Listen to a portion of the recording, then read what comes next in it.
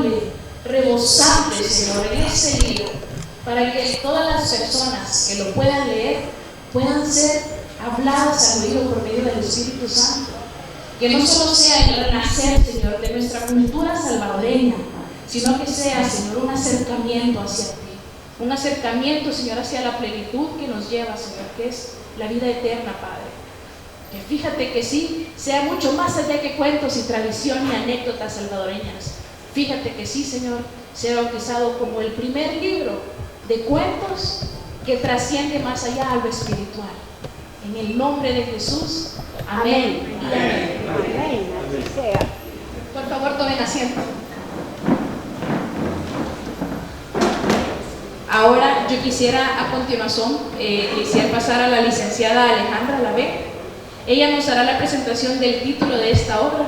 Por favor, licenciada, adelante. Muchas gracias por este honor, Violeta, muchas gracias por esta presentación. Hermano Tomasito, como le he dicho siempre, qué privilegio me da presentar esta maravilla. Y como somos colegas del arte de la pluma, pues me siento feliz de hacerlo.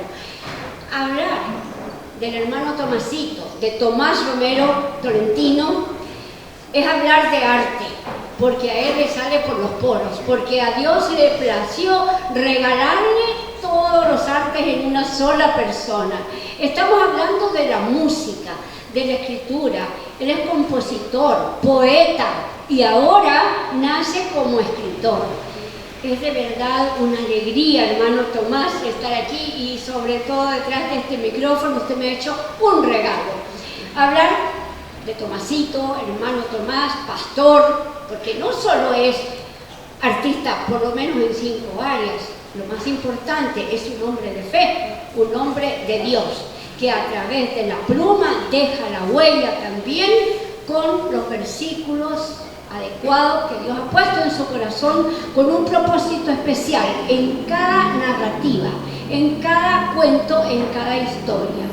En este libro, para mí muy valioso, él aglutina diferentes relatos.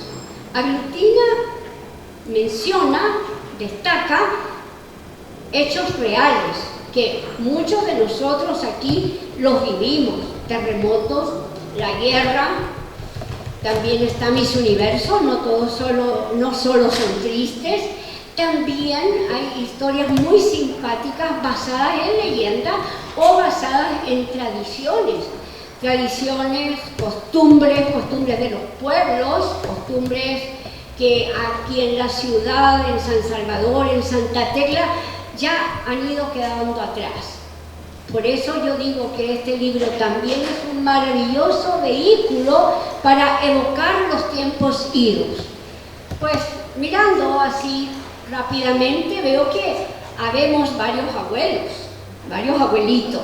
Nos vamos a recordar de aventuras maravillosas que nosotros tuvimos alrededor de estos hechos relatados. Pero no solo hay abuelos, también hay jóvenes por allá y también hay padres de familia. Y yo quiero mencionar primero a los padres de familia, que es tan importante que nuestros hijos lean. A los abuelos, es tan importante que los nietos lean. También a todo adulto presente es tan importante que leamos. ¿Por qué es importante que los niños lean? Y aquí tenemos los abuelos un rol maravilloso, porque tenemos más tiempo que los padres. Muchos de nosotros, o todos nosotros ya estamos jubilados, ya entregamos las herramientas a los que vienen detrás de nosotros y podemos dedicar un tiempo a nuestros nietos, a leer con ellos, a relatarles de estas historias porque las vivimos. Y también a veces decirle a los nietos, mira, a mí se me cansa la vista, y es verdad, léeme tú a mí. Y se arma un vínculo no solo con la lectura, que es tan importante, sino también un vínculo emocional, de cariño, que su nieto lo va a recordar siempre. Y se lo digo por experiencia, porque también Dios me ha dado la alegría de tener nietos, pero en países lejanos. Y ahora que vinieron en Navidad, se acuerdan de cuando yo les leía cuando tenían 2 años y 3 añitos de edad. A veces decimos que está muy chiquito y no entiende. El niño sí entiende y recuerda y atesora esos momentos. Así que una invitación a los abuelos a leerle a sus nietos, a los padres a leer con su hijo, porque también se va a armar el mismo vínculo. Y a todos los jóvenes, yo fui maestra por 50 años aquí en el colegio, he tenido muchos exalumnos y les digo que, y Violeta fue mi exalumna, Dios puso en mí un amor por los adolescentes, así que los entiendo. Muchas veces dicen que el adolescente es rebelde, mal portado. No, los papás a veces son los mal portados. Los papás son a veces los que producen un alumno que no quiere estudiar, porque no puede poner atención en clase por las tristezas y dificultades que tiene en su hogar. Así que jóvenes que están aquí, los amo porque amo a los adolescentes, los defiendo siempre y les invito a leer. Lean y lean. ¿Por qué? Porque su cerebro se va a expandir, porque usted va a ser más inteligente, porque no le va a costar analizar, no le va a costar sintetizar, que es resumir, no le va a costar tener un amplio vocabulario, cero faltas de ortografía, y ¿sabe qué? Va a ser un joven interesante, va a salir de lo común, va a salir del promedio. Así que, jóvenes, los invito a leer. Y para los que están aún en bachillerato o tercer ciclo, que es séptimo, octavo y noveno, este libro es genial, porque les va a ayudar también en lo que antes se llamaba PAES, hoy se llama prueba avanzo, y tal vez en un futuro va a haber otra prueba, otra tarea que completar. Este libro lleva la cultura del Salvador, como lo dijo Violeta también, y les va a enseñar mucho más. Bueno, dijimos que hablar del hermano Tomasito es hablar de arte, de todo lo que él puede entregar. Hablar de este libro es hablar de la cultura salvadoreña, de la belleza de este terruño.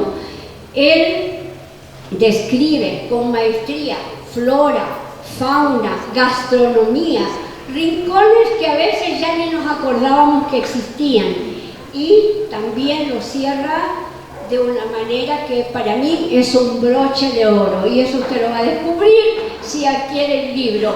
Los invito a que no se pierdan este tesoro, y se lo digo delante de Dios porque es verdad, y porque también con mucho cariño felicito al autor. Hermano Tomás, usted nos está entregando aquí una obra valiosa, y que sea la primera de muchas. Eso es todo. Gracias. Y qué parte más importante y más emocionante que escuchar un pedacito de este libro por parte de nuestro escritor, que ahora también es cuentista. Ya no solo es poeta, tampoco es declamador, sino que ahora se suma a ser cuentista.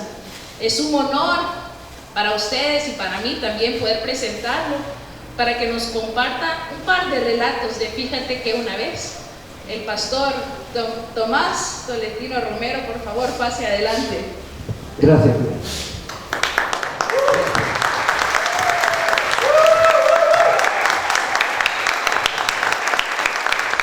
Para mí es un honor presentar a ustedes el libro, fíjate que una vez. Estoy parado en este lugar precisamente, y era mi sueño reunir a mis amigos, a mis parientes, a la gente que amo, a mis hermanos, para presentar oficialmente el libro. Venir a bienvenido Paquito, venir a este recinto, buenos días, bienvenida Aida, bienvenidos todos, veo caras tan bellas por todos lados, Jonathan y Lupita, honor que me hacen estar aquí, mis hermanos. En este palacio me vinieron a sentar mis padres cuando nací. Si miramos hacia allá, en los salones de aquel lado, estaba el registro civil. Allí quedó mi partida de nacimiento en el año 1950. Posteriormente, cuando cumplí la edad, estaba el otro salón donde vine a sacar mi cédula de identidad personal, en este mismo salón. Estuve en algunas posesiones de alcaldes, como el alcalde Celada, el alcalde Chomingo y mi amigo Chepito Ramos, que no sé si Chepito, ¿cómo era? Serrano, Chepito Serrano, que no sé si está aquí la hermana Yanira, su esposa. En este salón vi tocar a los Junior, a los Gatos Rojos, a bailar de adolescentes con esa música que todos recordamos ahora.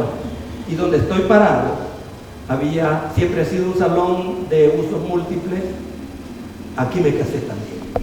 Aquí me casó un alcalde en turno, Julita de Molina, ella estaba haciendo un interinato al alcalde Celada cuando yo me casé. Así que estoy donde quiera, con mis hermanos, con el Señor sobre mi vida y presentando el libro. Fíjate que una vez.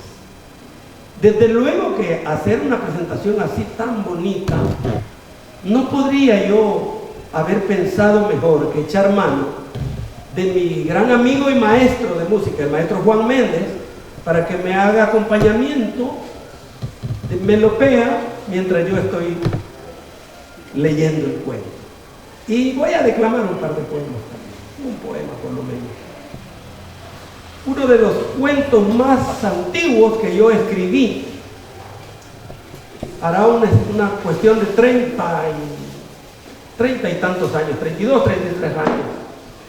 Y un amigo me contó una historia de su pueblo, San Isidro, en el departamento de Cabañas. Y yo ya escribía, había hecho algunos trabajos para mi grupo musical Yancuitanesi, del cual fuimos miembros con el maestro, fundadores. Y yo escribí el cuento, la historia que mi amigo me contó. Y él me la contó así, entre risa, en horas de trabajo. Y un día, cuando ya lo terminé, yo agarré una hoja de papel, de papel rayado, papel de oficio, y la metí adentro de un periódico. Y le dije, mire mi amigo lo que ha salido. No le decía a mi amigo, mire primo lo que ha salido. Así, él a todos nos decía primo y nosotros a él. Mire primo lo que ha salido en este libro, en este periódico. Y él estaba agachado trabajando y comenzó a escuchar la lectura que yo estaba haciendo ficticia. La página que yo había metido era en papel de oficio y el periódico, pues, como quien dice, yo meto algo aquí y simulo estar leyendo el libro.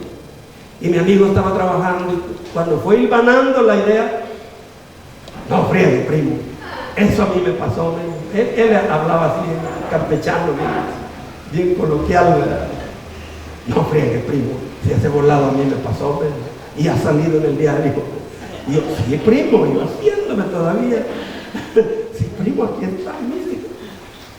Voy a pedir al maestro que me dé ese fondo mágico de la música para relatarles el atado de Dulce.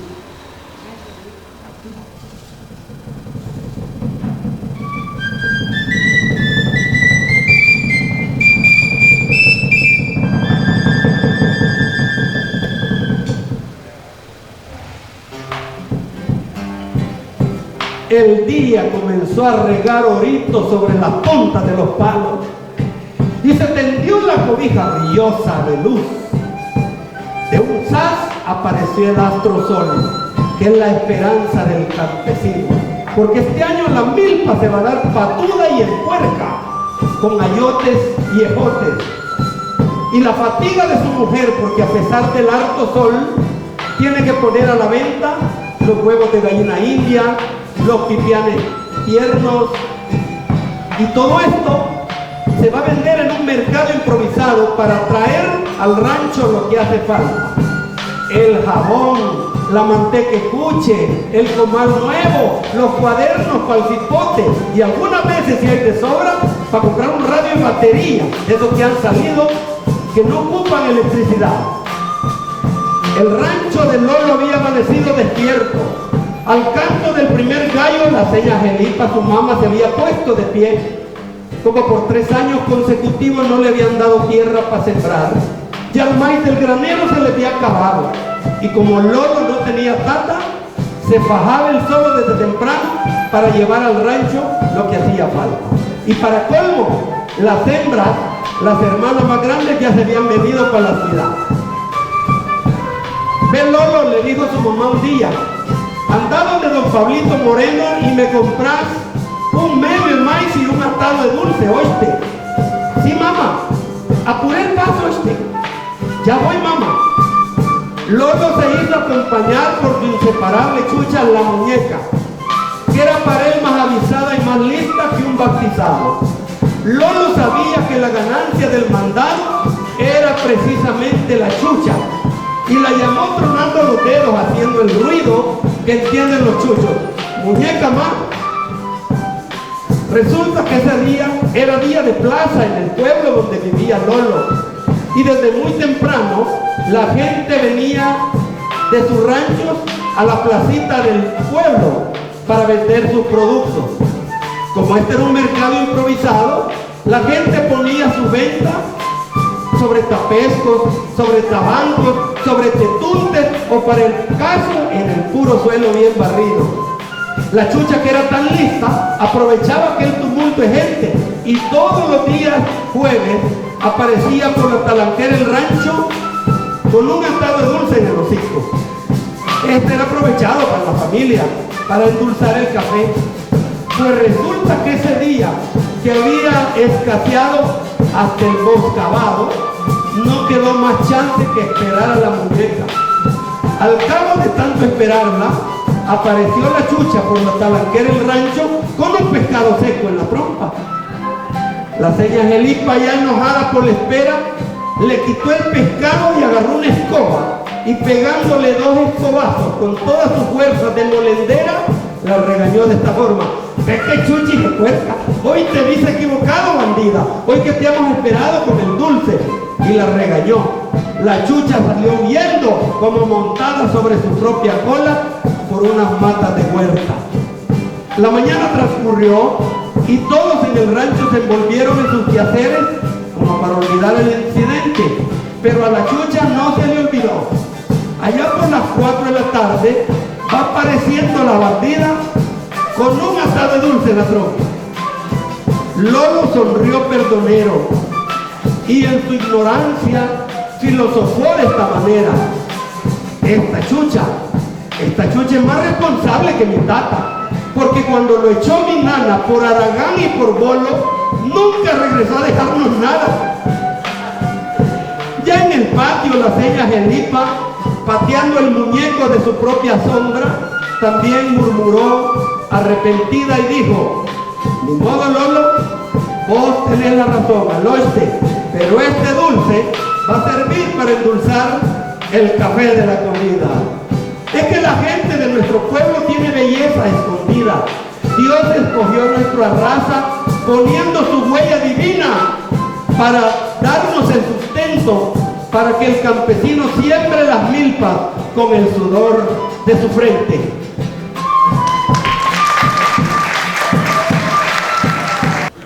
Hay un dato curioso en el libro, y es que todos los cuentos se sustentan al final con un versículo bíblico. Eso no se había hecho, por lo menos que sepamos. Los expertos dijeron primera vez que un cuento normal como este, que es el diario vivir de las personas, es adornado con un versículo bíblico. Y esto es con la razón de demostrarle al mundo, o por lo menos al mundo hasta donde llegue mi libro, que Dios está presente en todas las cosas, en todas las áreas. Él está metido en el mercado, Él está metido en el almacén, en la zapatería, en el pueblo, Él está metido ahí en Cojute, Él está metido en San Miguel, Él está en todas partes. ¿Están de acuerdo conmigo? Voy a relatar un cuento que es un homenaje a un amigo que enterré hace 2 días. Mi amigo Carlos Pilar Muñoz, amigo, miembro fundador de nuestra congregación, un hermano y un papá. Era como un papá y se parecía conmigo hasta en la pelona. Carlos Muñoz, originario de Jayaque. Y me llegué a parecer tanto a él que yo le hacía burla porque él de escondidas de la esposa andaba comiendo una doble porción de pastel, cargaba dulces escondidos en la bolsa, siempre pedía un pan más cuando cenábamos juntos en la iglesia los días miércoles. Y me llegué a parecer tanto a él que también a mí me dio azúcar alta. Ahora yo me ando escondiendo de mi esposa Eldita. ¿Dónde está Eldita? ¿Dónde está Eldita? Ahora yo me ando escondiendo. Ajá, ¿estás comiendo pan dulce? No.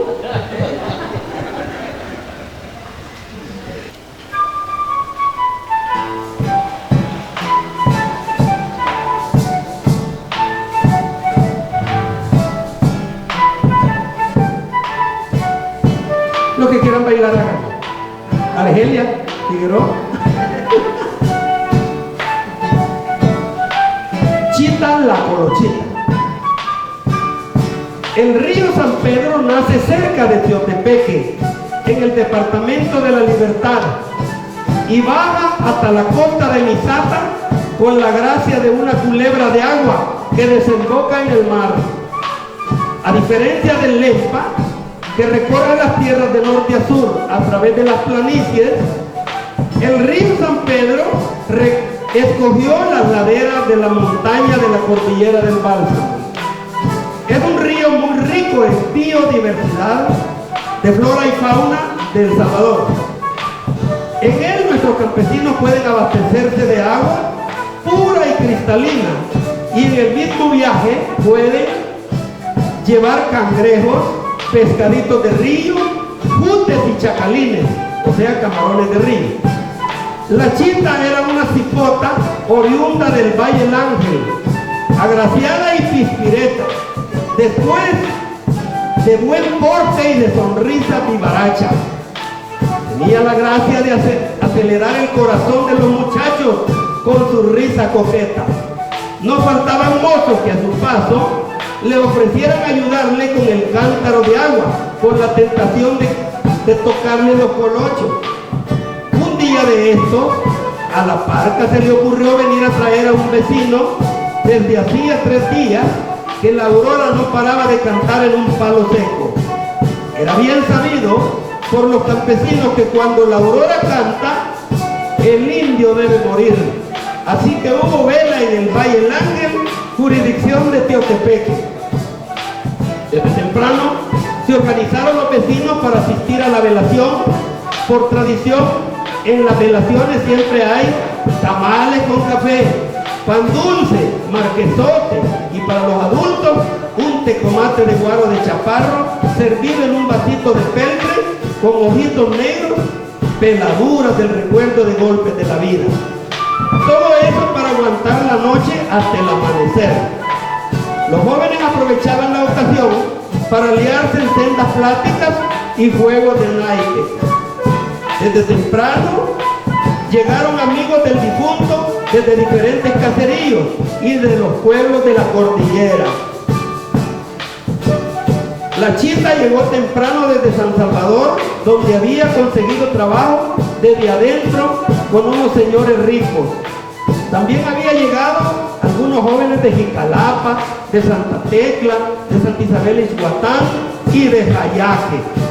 Entre ellos estaba Carlitos Muñoz, más conocido entre los estudiantes de la ENA, la Escuela Nacional de Agronomía, como Carlos Jayaque.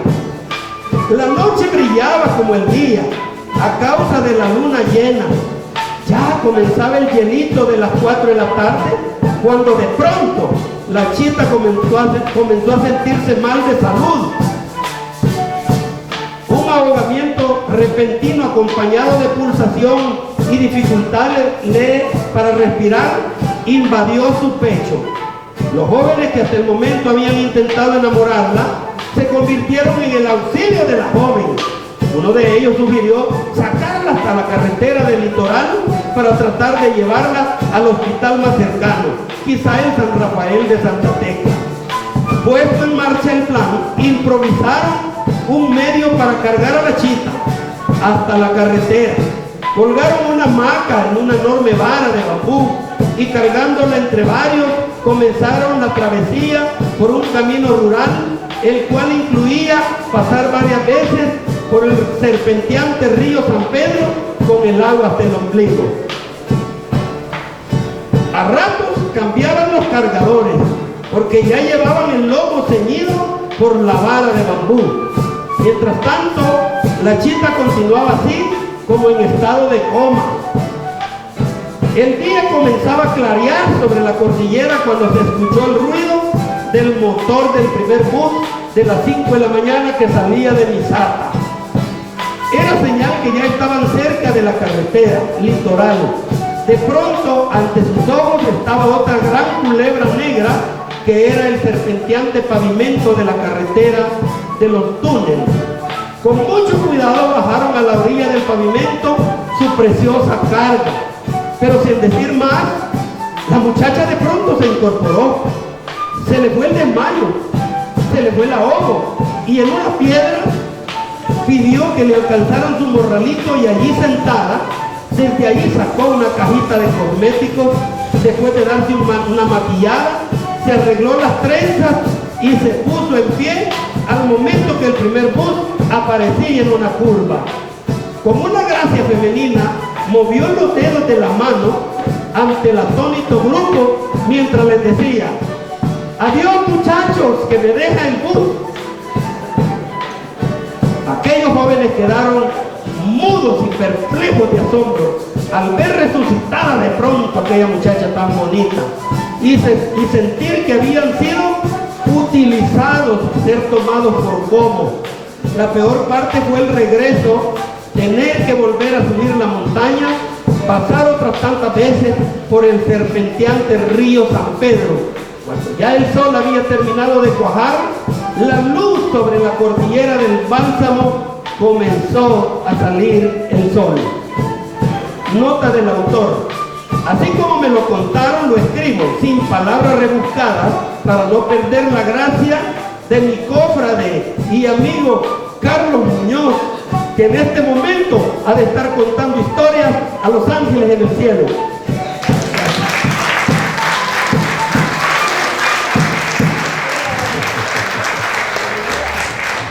Disfrutemos. Este cuento no podía faltar, este poema que voy a declamar. Este es un poema y no es mío. Por tal razón no se hace presente en el libro, porque no es mío y iba a ser un plagio, tenía que sacar permiso y no era la intención escribir de otro. Yo quiero escribir de ustedes.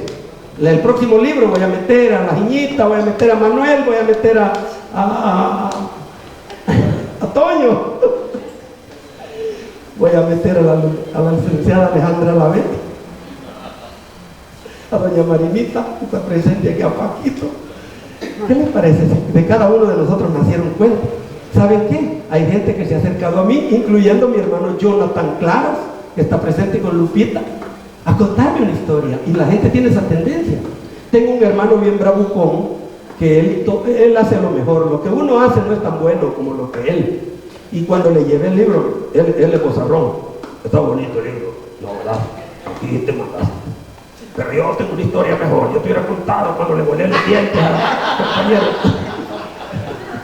Nombre de violencia, no le. Maestro.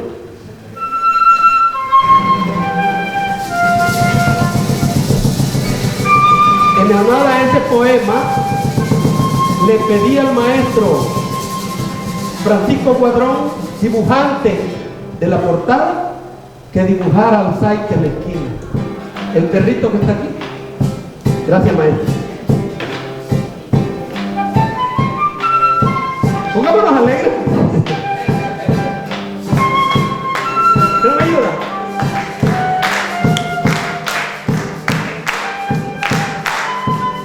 ¿Está bonito?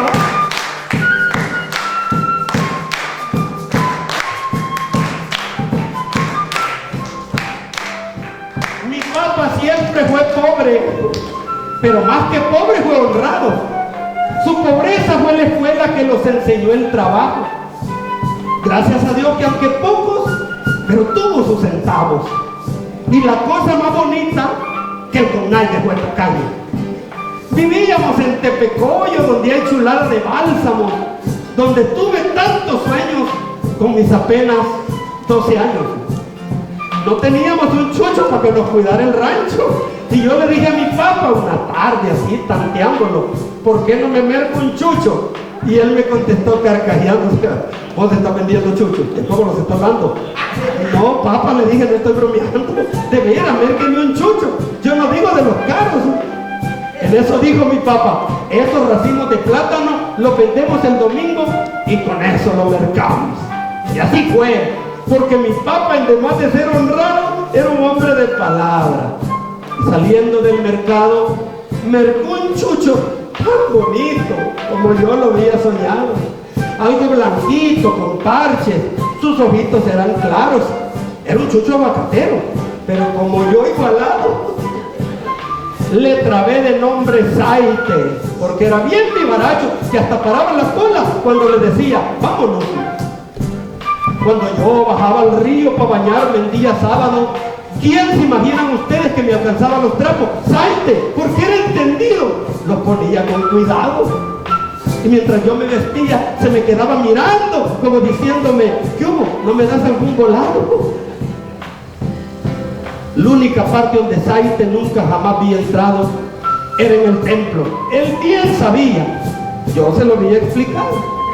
Así que los días domingos que salíamos temprano, Saite se iba con nosotros y se quedaba en el patio jugando hasta el mediodía que volvíamos al rancho.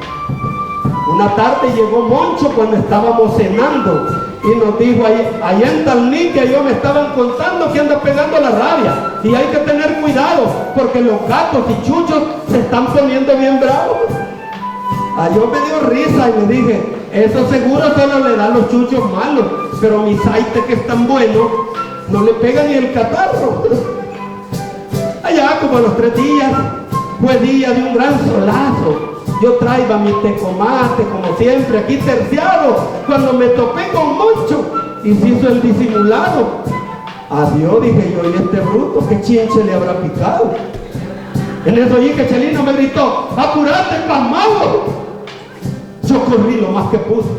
Y al nomás entrar al rancho, mire que estaba mi papá pensativo y algo pálido. Y oí que en la cocina mi mamá estaba llorando. Cuando quise entrar hasta donde ella, sentí como que un mazazo me habían dado aquí en el alma. Saite estaba ahí estirado, con sus ojitos abiertos y con los dientes pelados, como cuando allí en el río, que me alcanzaban los trapos. Yo me abracé a mi mamá y con un nudo aquí trabado le pregunté, ¿quién ha sido? Mi papá me dijo, esos bárbaros hicieron corte parejo y te le dieron bocado. Como lloré ese día. Yo no vi a mis hermanos porque ellos que son tan hombres también estaban llorando. En eso dijo mi papá, abrí un hoyo ahí en el patio, vamos a enterrar al chucho al pie de la mate plátano. ¿Cómo le dije? A mi chucho van a enterrarlo. Él me gritó, si está muerto es lo que se hace pasmado. Papá le dije, le ruego que de la cola le deje tantito afuera, que se haya un pedazo. Que al irme yo al trabajo venga todas las mañanas a mi chucho a acariciarlo. Entonces hoy le dijo bien serio, trae el animal, alcanzalo. Ese momento fue duro. Yo no vi a mis hermanos porque ellos que son tan hombres también estaban llorando. Y llevé al chucho hasta el hoyo, arrastré el chucho hasta el hoyo donde esperaba mi papá, disimulando su llanto. Tal como se lo pedí mi viejo, aunque contrariado, enterró a Saite y dejó la cola de fuera asomando. Yo madrugué al otro día y casi corrí hasta el patio para acariciarle la cola a mi amiguito finado, pero ya no pude hacerlo, porque al llegar sentí un asco, era un tufazo bien feo, y aquel mosquero volando, yo sentí como una anaxia y estaba todo asustado. Y al verla, en eso llegó mi tata y me dijo, ¿y hoy qué te pasa? Y ahora le dije, quise tocarle la cola, pero el tufo no lo aguanto. Y mi viejo con cariño me fue llevando despacio. Y me dijo, como el papá de Jonathan le diría, tomate este café amargo para aliviarte el revoltijo que ese mal olor te ha dado. Y tal vez cuando seas hombre vas a entender que el pecado es como ese chucho muerto. tiene que estar enterrado, pero con todo el apoyo, nada de dejar pedazos, porque esos son los recuerdos con que nos amarra el diablo, y Dios no quiere creyentes que jueguen con el pecado.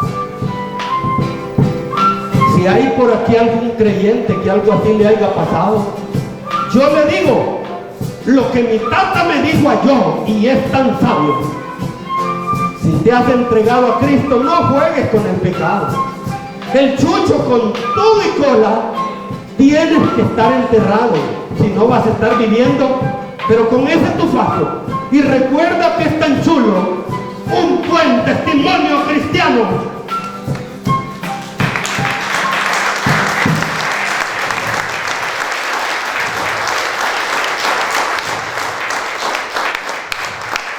Yo grabé 4 discos de poesía y era como el pan bajo el brazo cuando yo salía. Salía solo con lo del pasaje y regresaba con algo.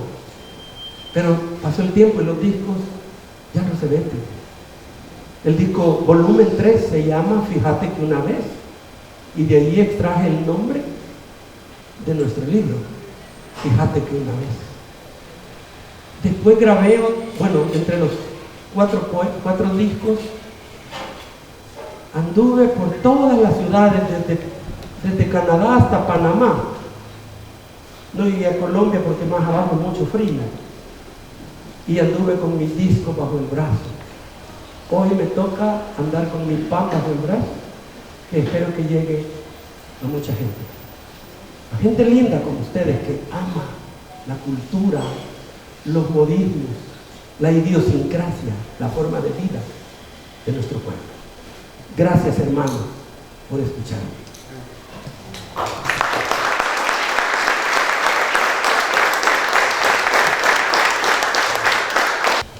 Me fijé en la portada y lo que más llamó mi atención, aparte de Saite, que yo tengo ese nombre desde que tengo creo que 5 años de nacimiento, yo me acuerdo la historia de Saite. El nombre que está pegado a la puerta dice Taller de los Romero y entre paréntesis dice mi legado. Qué importante es ser parte y tener la primicia del legado del pastor Tomás. Creo que en estas páginas está la esencia de nuestro pastor, está su humor, que cuando nosotros estamos de más a las caídas, él siempre con su paciencia, con su atención, ahí con una frutita, una gallina, a mí me hace muy feliz. Y todo la espero siempre, esa gallina. O a veces unas pupusitas por allá que me consienten también. La verdad que esta esencia está aquí, como decía el pastor, la idiosincrasia, nuestra cultura, que es lo que a todos nosotros nos une, y en especial pues nos une Dios.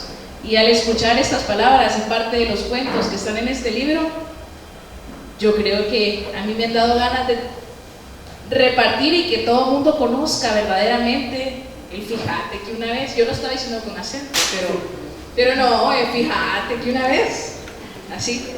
Entonces, qué bendición, muchas gracias por sus palabras, verdaderamente es importante y es asombroso ver la trayectoria de toda una vida escrita aquí.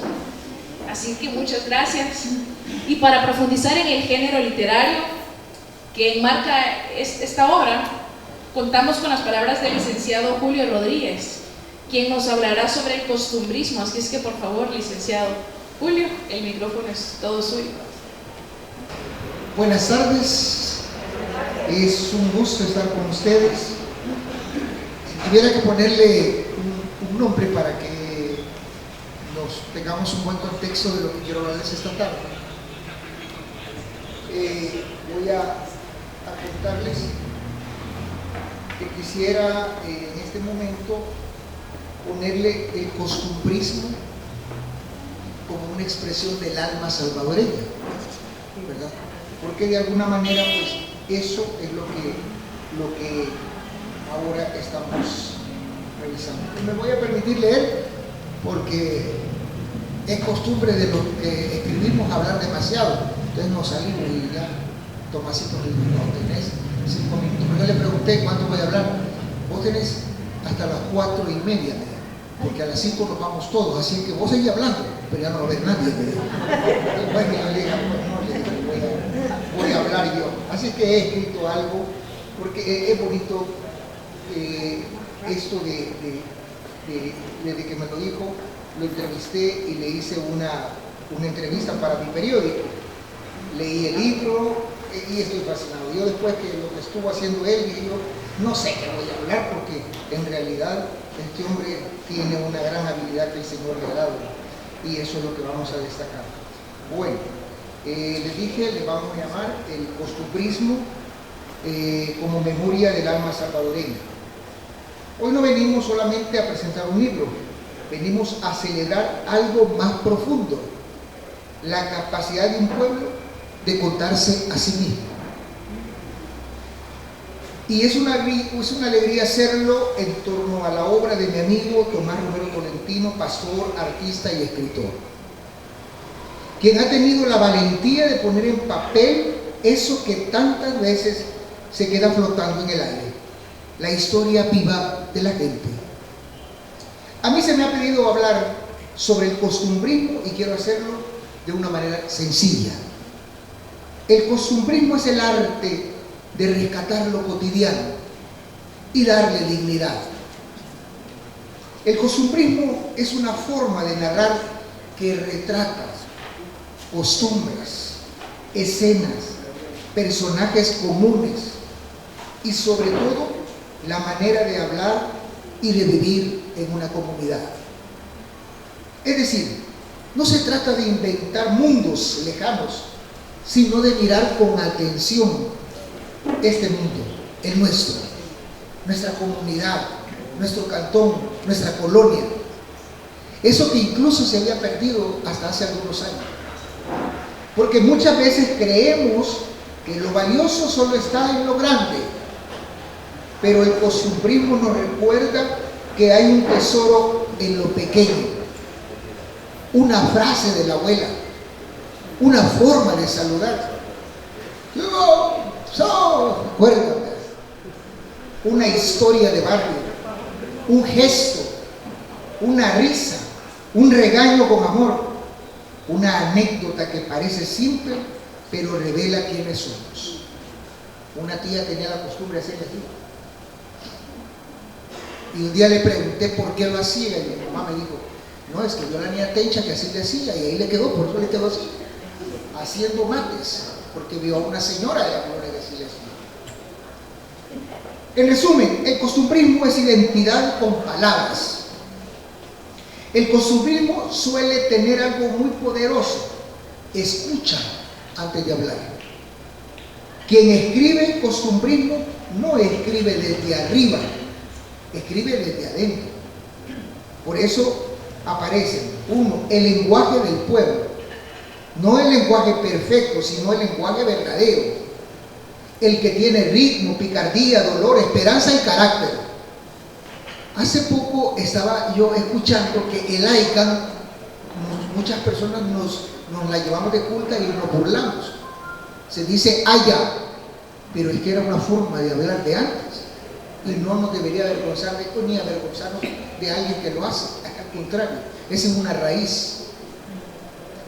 Los personajes reales, el trabajador, la madre luchadora, el vecino conversador, el joven que sueña, el que cayó, el se levantó y el que se ríe para no llorar. Las escenas del día a día, el mercado, el bus, la esquina, la mesa familiar, la pupusería, el patio, la iglesia, el cantón. Eso es lo que van a encontrar. Lo hizo cuando dijo que iba para el mercado, ¿se acuerdan? Y todos nos trasladamos al mercado cuando él lo estaba relatando. Y lo más importante, el costumbrismo no solo entretiene, también enseña. A veces enseña con humor, a veces con ternura, y otras veces con una crítica que duele, pero que cura. Aquí quiero ponerlo en un plano más espiritual, porque esta tarde no es cualquier tarde. Yo creo que contar historias también puede ser una forma de cuidar el alma de la gente. Porque cuando una persona es escuchada, sana un poco. Y cuando un pueblo es contado, se reconoce y se fortalece. Hay un principio bíblico que atraviesa esto. La memoria es sagrada. Dios en toda la Escritura le dice al pueblo: recuerda, no olvides, cuenta a tus hijos, haz memoria. Así habla Dios. No para vivir en el pasado, sino para no perder el rumbo que nos marcó el pasado. Entonces, cuando alguien hace literatura desde nuestras costumbres, está haciendo algo parecido a eso: rescatar la memoria, rescatar la dignidad y rescatar la identidad. El Salvador ha tenido grandes exponentes de esa tradición. Autores que retratan lo nuestro, lo real, lo humano. Arturo Ambrogi, cronista fino de nuestra realidad. Salarrué, que supo convertir el habla y la vida del pueblo en literatura. Tepe Menchín, que le puso humor y crítica social a los salvadoreños. Ellos demostraron algo que a veces olvidamos: un país también se construye con palabras. Ahora el costumbrismo sigue vivo, solo que cambió de escenario. Ya lo decía cuando lo dijo. Antes vivía en libros y periódicos. Hoy también vive en historias cortas en redes, en audios de WhatsApp, en videos, en podcasts, en publicaciones digitales. Nunca habíamos contado tanto como ahora. El mundo moderno habla rápido. Pero aquí está el desafío. Hablar rápido no siempre significa hablar con profundidad. Por eso es tan valioso cuando alguien toma lo cotidiano y en vez de dejarlo perderse en un mensaje que se borra, lo convierte en una obra. Y aquí aparece el centro de esta tarde. Fíjate que una vez. Y solo ese título ya es una declaración. Porque fíjate que una vez es el umbral salvadoreño de la historia. Es la llave con la que empieza el relato de la vida real. Es la frase que anuncia: te voy a contar algo que me marcó. Fíjate que te voy a contar algo que merece ser recordado. Fíjate que te voy a contar algo que tiene verdad. Y esto en lo espiritual tiene un peso enorme, porque nosotros como seres humanos no vivimos solo del pan, vivimos también de sentido. Y el sentido muchas veces viene de las historias. Cuando Tomás escribe desde lo costumbrista, yo no solo veo un ejercicio cultural, veo un servicio. Porque un pastor no solo predica desde el púlpito, un pastor también acompaña al pueblo en su humanidad, en su alegría, en su dolor. Su tristeza brotó cuando nos contó que hace 2 días estuvo con una amiga, que nunca lo había visto tan serio como hoy en la caja. Algo que parece triste, pero le parece a uno raro. ¿Y por qué se va a estar riendo muerto? Pues era alegre, ¿verdad? El libro, cuando está bien hecho, puede ser también un pastorado. Un pastorado en papel, porque toca la fibra, porque despierta la memoria, porque consuela, porque ilumina, porque hace pensar, porque nos regresa a lo esencial. Por eso esta tarde celebramos el costumbrismo no como algo viejo, sino como una forma de preservar el alma. El costumbrismo es decirle a nuestro país: tu historia importa. Tu forma de hablar importa. Tu gente importa. Lo cotidiano también tiene gloria. Y celebramos a Tomás Romero Tolentino porque ha tomado esa materia viva, salvadoreña, humana, y la convierte en literatura. Que este libro sea para muchos una sonrisa, una memoria y también una luz. Esta tarde celebramos que todavía existen voces que escriben como el pueblo habla y que miran la vida como Dios la ve, no desde lo perfecto, sino desde lo real, lo vivo, lo cotidiano. Porque la identidad también es un milagro que debe ser contado. Esta tarde me permite unas palabras más, prometo no pasarme, pero mi respeto total de cuando he leído el libro. Hoy yo trato de ser un cuenta historias, porque viendo a un maestro cómo la cuenta, uno dice, bueno, ya quisiera yo hacerlo así, ¿verdad? Pero también trato de agradar, y todos los días trato de encontrar una historia que hable de fe y de actitud, porque son historias que marcan nuestra vida. Este día en una reunión espiritual por la mañana de los sábados se habló del dominio propio, y todo el mundo dijo, no, es que el dominio propio debe hacerse todos los días, y contar nuestra historia debe ser todos los días. Yo he escuchado tantas historias que cuando leí este libro, que me parece extraordinario, y yo creo que nadie debería leerse hoy sin que se lo firmen, porque un día este libro va a alcanzar un nivel que nadie se puede imaginar. Aquí hay una continuidad de Salaroé. ¿Cuántos no leyeron La Petaca? ¿Cuántos no leyeron esos libros, esos cuentos de Salaroé, esos cuentos de Cipó? El milagro aquí es que todavía haya voces como la de Tomás que no dejan de contar cómo vivimos, cómo lo hacemos, cómo nosotros podemos entender a nuestro pueblo, aunque no conozcamos a veces la historia. Yo me preguntaba esta mañana, pensando en este discurso, y con esto voy terminando, ¿de dónde nace el movidito del Chuco? Y me dijo un señor, te voy a contar una historia que es la que yo creo, me dijo. Un día llegó un bolo de goma, y sí que los bolos de Mato Machuco a las 6 de la mañana, y llevaba, tanta era la goma que empezó a mover el bocalito de morro. No le creo, le digo. ¿Sí? Entonces toda la gente pensó que lo hacía porque así se movía el chuco, me dijo. No lo sé, pero puede ser. Eso es. ¿Cuántos se ofenden con aquello de? ¿Cuántos no lo conocen? Y yo pregunté ahí quién se lo inventó. Eso es costumbrino, eso es el folclore. Algo que inventa alguien, el pueblo lo toma para sí y no tiene autor. Entonces la prosa ha pasado a formar parte del pueblo.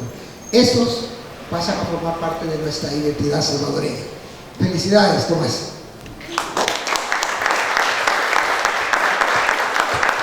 La parte que yo creo que viene a cerrar todo este momento como un broche de oro, porque como mencionaba al principio, cada cuento termina con una enseñanza bíblica.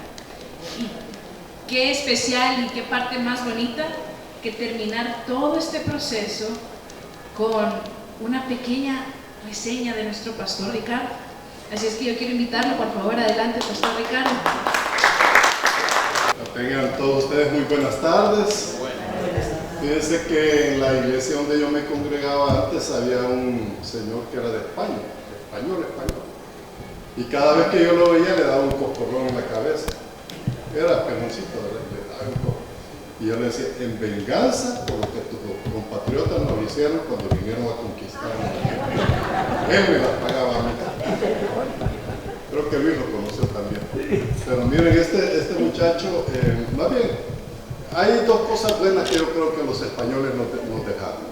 Una es la raza, el mestizaje, color tan bonito de piel que nos quedó a nosotros, ¿verdad? Medio cobrizo, medio blanco, medio de todo. Un color que no se encuentra en ningún otro lugar del mundo, gracias a ese mestizaje que se dio. La segunda cosa que nos dejaron los españoles es su idioma, el español, porque es tan versátil el idioma y por supuesto enriquecido con todo el bagaje que el hermano mencionaba, ¿verdad? De las palabras autóctonas inventadas que ya ni se sabe de dónde salieron, pero eso ha enriquecido el idioma. Ahora, fíjense que hace unos días yo leía precisamente a Salarrué, los cuentos de Mar. Pues sí es que, ¿verdad? Esa era la frase con que él empieza todos sus cuentos, pues sí es. Y muchas de las palabras que él usa en sus cuentos, por supuesto, ya se olvidaron.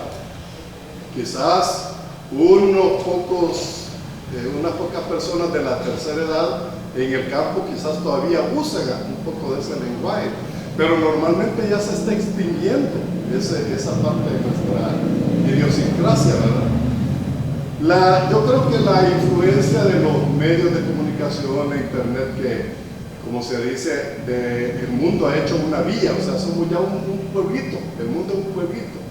La influencia que nos ha llegado de los idiomas, por ejemplo, el español de México, ¿verdad? Ya nosotros los muchachos aquí hablan de órale, y ya usan frases como tío, que se usa en España, y ya mira aquel man que está allá, ya usan el inglés también.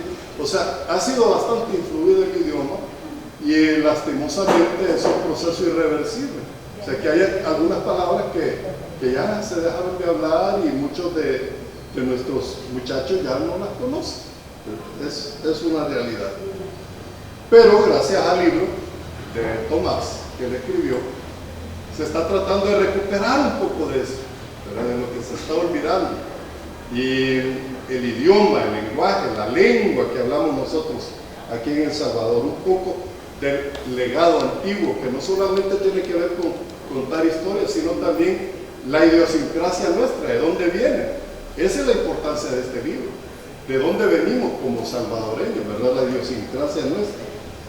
Ahora, los jóvenes de ahora quizás podrían preguntarse, bueno, ¿y por qué la chita, la colochita, mejor no pidió un Uber o una mototaxi, ¿verdad? En vez de engancharse a los pobres hipotes que la cargaban desde Teotepec hasta la carretera litoral, ahí pobrecito, ¿verdad? Los muchachos ya no entienden que en aquel tiempo no había Uber, no había mototaxi, ni mucho menos celulares. O sea, eso no existía en aquel tiempo. Como ahora ya no existen las ruedas que hacía don Narciso Romero, ¿verdad? Ya no existen. Allá en el tiempo de la erupción del Jabalí, hace más de 100 años ya, en 1917, ya no existe. O sea, cosas que van cambiando, el mundo va cambiando, nada se mantiene estático aquí. Ahora, pero sí creo yo de que una de las cosas que podemos decir es que lo que escribió Tomás quizás no tiene trascendencia mundial, ¿verdad? De que va a cambiar el mundo, que va, ni siquiera nacional, pero sí, yo creo que es importante porque nos da a conocer a nosotros de dónde viene nuestra idiosincrasia. Algunos dicen idiosincrasia, ¿verdad? No es idiosincrasia, la forma de ser salvadoreña, ¿de dónde venimos? Aquí hay bastante de eso, ¿no? Fíjense que yo tuve la oportunidad de participar de una de las historias que Tomás cuenta, el vuelo de la avioneta. El vuelo de la avioneta. Fíjense que fue bien interesante porque tenían los muchachos del Yancuic Tanesi una presentación en San Miguel y yo era el fotógrafo oficial del grupo, yo no tocó nada, pero sí era el fotógrafo. Y entonces decidimos de que vaya, vámonos en bus, en tiempo de la guerra. Y Tomás no podía por causa de su trabajo, entonces entre todos, no sé cómo se hizo, pagarle que se fuera en avioneta para San Miguel mientras nosotros nos íbamos en bus. Y acordamos con los demás muchachos del grupo, vamos a ir a esperarlo al aeropuerto de San Miguel, al aeropuerto de San Miguel. Una pista polvosa. Exacto. Sí, era una pista polvosa y todos nos pusimos de acuerdo. Cuando baje ese chelo, creo que la mía fue el delegado. Cuando baje ese chelo, le vamos a dar un aplauso y le vamos a gritar que se sienta como una estrella de cine. Y precisamente eso hicimos, miren. Y sale Tomás, miren, del avión, ¿verdad? Haciendo la gran película también. Eso está ahí en el libro, es muy interesante. Y yo estuve ahí, entonces yo por eso creo que lo que dice es verdad. Luis estuvo, Luis también, ¿verdad? Luis es Aquino. cierto, allá está Luis Aquino, ahí estuvo también. O sea que algunos de nosotros fuimos parte de esa historia, ¿no? Y nos alegra mucho recordar esos puntos también. Ahora, El Salvador entonces vivía una época de inocencia, ¿verdad? Pero empezó a cambiar y ustedes saben todos los movimientos sociales, la guerra, el mundo cambió también. Pero lo que no cambia, creo yo, es el espíritu con que Tomás ha tomado esta decisión de mantener viva la idiosincrasia y la poesía aquí en El Salvador también. Ahora, haciendo un contraste entre lo que Tomás escribe, yo quiero recordar lo que el Señor dijo, el Señor Jesús dijo, porque esto, pues, es más entretenimiento que enseñanza. Hay enseñanza, pero es más entretenimiento. Pero las palabras de Jesús no solo entretenían, no solo captaban la atención de la gente, sino que traían una enseñanza. ¿Quién de nosotros, cuando recuerda sus parábolas, ¿verdad?, no se siente identificado con el hijo pródigo? Aquel que se fue del padre, ¿verdad? Y cuando regresa ya todo acabado, el padre lo recibe con alegría, con gozo, con amor, sin recriminarle nada. Todos nosotros somos hijos pródigos, porque el Señor así, el Padre Celestial, así nos ha recibido a nosotros. ¿Quién de nosotros no se identifica con la oveja número 100? ¿Se acuerdan las 100 ovejas que tenía el pastor? Llevó las 99 al redil, pero una se le perdió. Y va a buscar a esa oveja. Dios el Padre busca a esa oveja. Dios como Padre nos buscó a nosotros. Y gracias a Dios que nos encontró. No sé en qué circunstancias, quizás algunos gozando de una gran vida supuestamente. Otros quizás con la carga del pecado, del alcoholismo, droga o lo que sea. Pero nos encontró. Y gracias a Dios que nosotros somos la oveja 100 que el Señor trajo a su redil. Ahora, las palabras del Señor Jesús tienen tanta vigencia hoy como la tuvieron hace 2000 años que la siguen vigentes.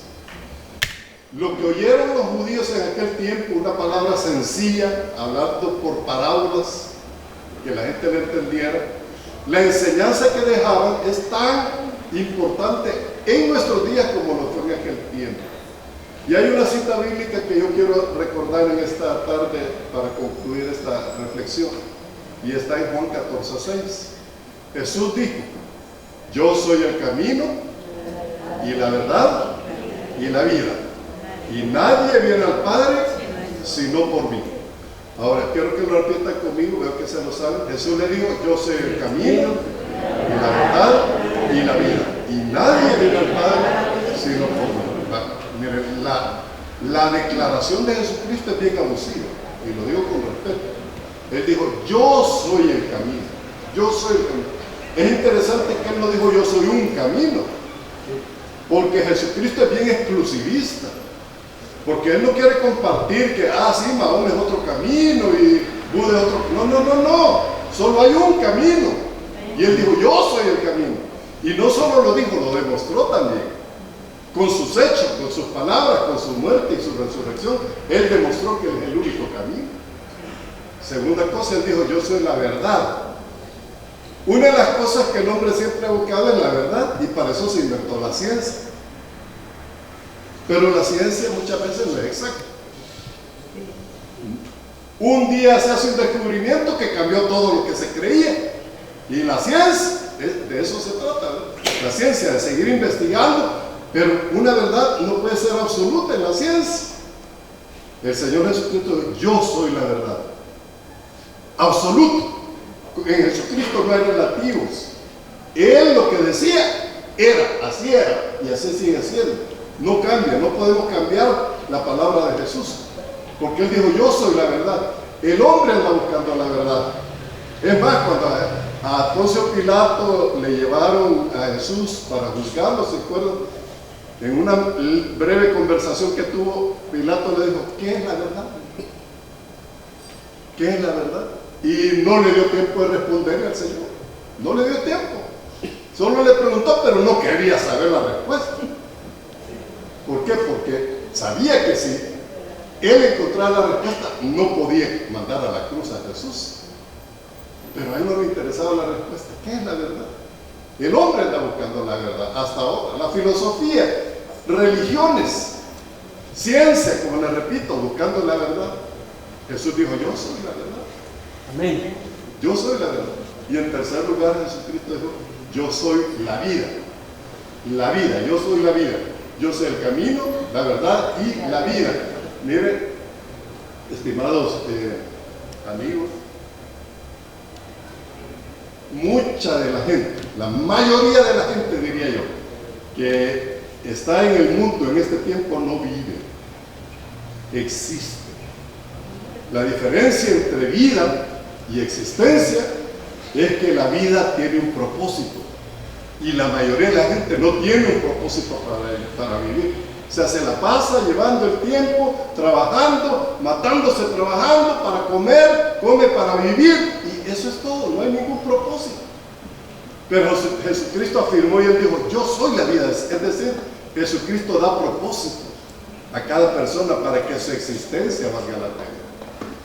Entonces Jesucristo dijo: yo soy el camino, yo soy la verdad y yo soy la vida. Y por último afirmó y dijo: nadie viene al Padre sino por mí. Nadie viene al Padre sino por mí. El único camino, la única verdad, la única vida para llegar al Padre es Jesucristo. O sea que para llegar a Dios no es la religión, no es la filosofía, no son las buenas obras, no son tantas prácticas que, bueno, la vez pasada oía de un artista muy famoso que se fue al Tíbet para buscar iluminación. No consiste en eso. Miren, el camino, la verdad y la vida, y el camino al Padre es Jesús. Y creo que muchos de nosotros hemos encontrado y seguimos ese camino. Entonces yo quiero dejar esa invitación abierta, porque ya alguien lo mencionó, que cada historia pasada se le dice también, pasada, que son más que todo anécdotas también, termina con una frase bíblica, con un versículo bíblico, una cita bíblica, para movernos a nosotros a reflexionar que la historia en sí tiene sentido solamente a la luz de la Escritura y a la luz de la palabra de Dios. Así que felicitaciones, Tomás, y los invito a todos ustedes que si no han comprado el libro, cómprenlo, y también que esperen el segundo volumen. Muchas gracias.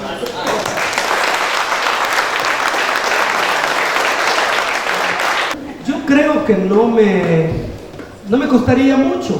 Tengo muchas más historias, pero conforme va evolucionando la mente del hombre, uno va siendo más específico y, ¿por qué no?, de mejor gusto.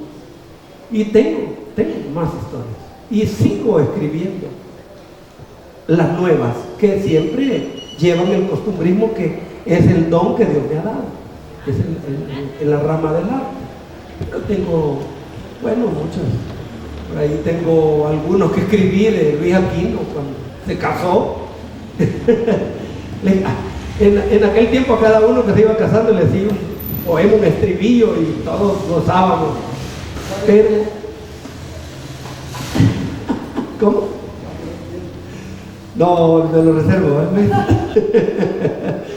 Pero yo le agradezco a cada uno de ustedes, y yo veo sus caritas y sé que tengo aquí yo 50, 60 o 70 historias, y el libro tiene 52. Hombre, me sale otro libro, porque alguien me cuenta una historia y la pasamos a una realidad. Ahora que existen las redes sociales, yo me eché mano del Facebook, ahí escribo muchas historias, y algunos hermanos me dijeron, hermana Ivette, nuestra hermana Miriam, mi hermana Alejandra, ¿y por qué no escribe un libro? ¿Y por qué no? Solo hacía falta tener el coraje de meterse en un proyecto como algo desconocido. Pero aquí está el libro como resultado final. Pido a Dios que me dé la oportunidad de seguir compartiendo mi vida como relator, como declamador, como predicador y ahora como escritor de los libros, de 1 o 2 libros, no sé cuántos van a aparecer de pronto. Así que yo les agradezco su presencia. Este era el último Violetina. Amén, gracias. No pudimos encontrar mejor lugar, mejores personas, mejor presentadora, mejor periodista. Invitamos a los medios, no sé si vinieron. Lo importante es que todos estamos aquí en un mismo sentir, y es que los cristianos también tenemos gracia, ¿sí o no? Amén. Y no importa que digan, no, es que los salvadoreños, no, aquí hay historia, aquí hay historia. Vamos a ponernos de pie y vamos a orar todos y vamos a dar gracias a Dios. Gracias. Padre nuestro que estás en los cielos, santificado sea tu nombre, venga a nosotros tu reino y hágase tu voluntad. Te agradecemos por esta tarde y por el libro, Señor, que presentamos hoy.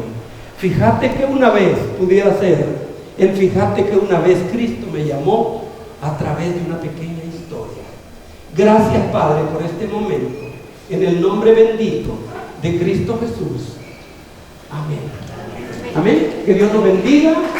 Voy a, si quieres escribir el libro, invita a estar allá afuera leyéndolo y luego puede pasar aquí y yo voy a firmarlo para el recuerdo. Amén. Pues agradecer a todos los que han venido y Gracias. queremos invitarlos a pasar adelante a la firma de nuestro ahora autor de este libro, Fíjate que una vez, y también para poder disfrutar del cóctel de despedida que está allá atrás. De personas creyentes y amigos que de todos lados me conocen. El propósito se cumplió, presentar el libro. Fíjate que una vez me mueve a hacer esto para que la memoria escrita no muera. José Martí dijo en una ocasión, un hombre antes de partir de este mundo tiene que hacer 3 cosas. Una es sembrar un árbol, engendrar un hijo y escribir un libro.